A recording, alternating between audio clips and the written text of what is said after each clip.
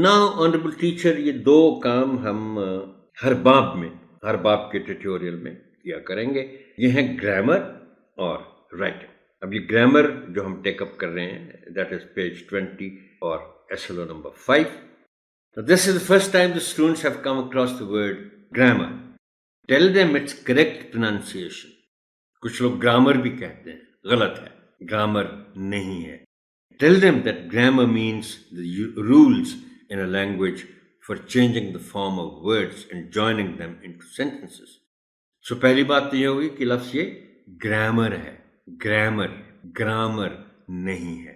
Grammar का मतलब है अल्फाज की शक्लें बदलना और उन्हें एक दूसरे से मिलाते हुए जुमले यानी सेंटेंसेस बनाना, ये है ग्रामर का मतलब। अब इसमें चूंकि हम नाउन के बारे में, बुक में ये नाउन शामिल है, उसके बारे में पढ़ना है। Tell them what noun is and that it is part of grammar. मैं ऐसे सोच रहा था ऑनरेबल टीचर के बच्चों को जब आप नाउन पढ़ाना शुरू करेंगे तो वो दिल में सोचेंगे कि अच्छा, ये चीज़ों के नामों को हम नाउन कहते हैं, तो फिर हमें क्या, क्यों पढ़ें हम? तो उनको बताइएगा कि ये ग्रामर का हिस्सा है और ग्रामर में हर लफ्ज़ को हमें अलहदा से नाम देना पड़ता है, इसलिए ये जानना ज़रूरी है। अभी आप उनसे पार्ट्स ऑफ स्पीच की बात मत कीजिएगा, इसलिए कि this is too early for that. So as I already read out, tell them what noun is and that it is part of grammar. Also tell them that a noun is the naming word.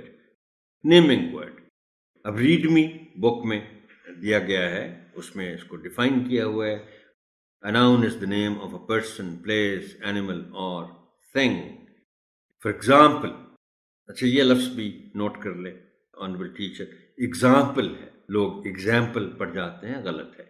For example, child, park, rida, table, lion, etc. Help them in writing 5 naming words they see in the classroom and check their work later.